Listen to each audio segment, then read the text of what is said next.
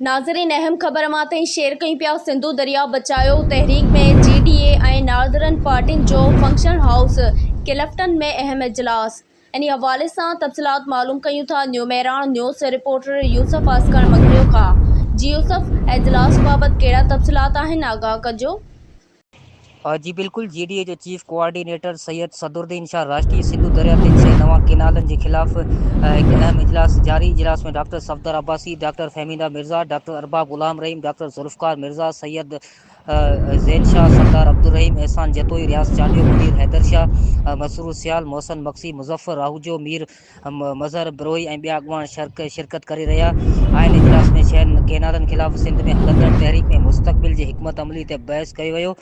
इजलास में 6 नवां केनालनि जे खिलाफ गॾियल जदोजहद शुरू करण ते गौर कयो वियो। इजलास में बहराड़ी सिंध, ख़ासि तौर ते कराची में अमन अमान जी ख़राब थींदड़ सूरत हाल ते पिणु बहस कयो वियो। जी ठीकु आहे यूसुफ, तफ़सीलात लाइ महिरबानी।